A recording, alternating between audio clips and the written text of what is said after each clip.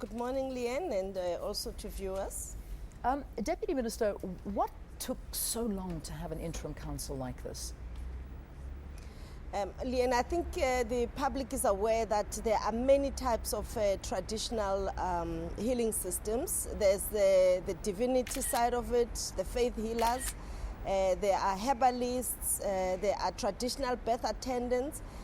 So to try and understand this field of traditional medical practice, it really took us a long time. I think since 1994, the traditional practitioners have been demanding that they must be recognized as part of the indigenous knowledge system.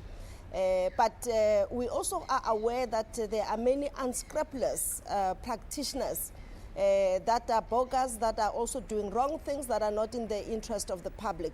So, and in line with the WHO framework for incorporating traditional health medicine in the national health systems, as well as the African Union declaration of a decade for African traditional medicine, we are now at a point where we have developed legislation in 2007, and we have inaugurated an interim traditional practitioners council, which will have a mandate of 3 years to put systems in place, to register those that are legitimate, and to develop norms and standards to protect the public. Okay. You are aware that we regulate the public sector, we regulate the private sector, we regulate the NGO sector, and this is an area that had not been regulated for all these years. And to protect the public, we also need to regulate that. Now, apart from assisting the ministry with integrating the African traditional medicine to the national health system, what other responsibilities will they be handling? The main area, Leanne, is that the sector needs to be regulated to protect the public. I think that's a fundamental issue for us.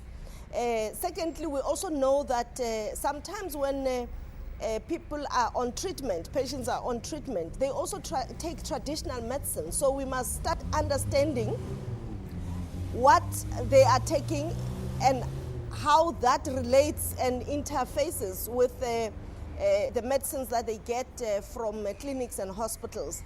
I'm very happy that more than 10 universities already in South Africa, the Medical Research Council, as well as the Center for Scientific and Industrial Research, CSIR, have been doing research studies for quite a number of years. So we have a body of knowledge from which we can be able to understand more this sector and be able to integrate those that are useful and relate, so that our doctors and nurses can relate to this sector. In the best interest of the patient, that is really our main point. Will we see some universities actually introducing African traditional medicine into the medical curriculum? At the moment, the focus is on research, understanding the herbs they use, and some of the herbs are not complex. We know they work.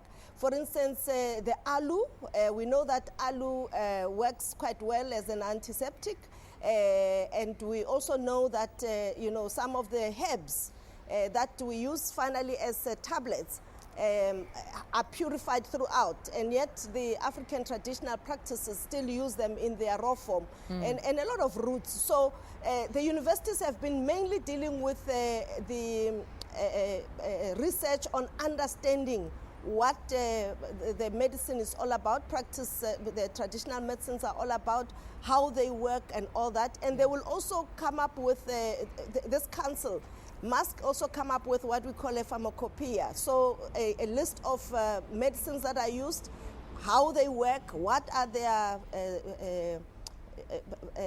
effects, and also what are the side effects. Because as I said, our responsibility and duty constitutionally and through the National Health Act is to protect the safety of patients. All right. Well, what about Chinese medicine? I mean, we've seen a lot of doctors steering in that direction, the use of Chinese medicine.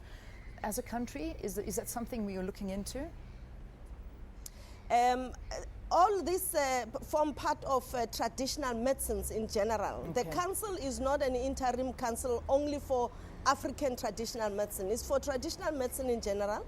But a number of the other traditional practices are also regulated.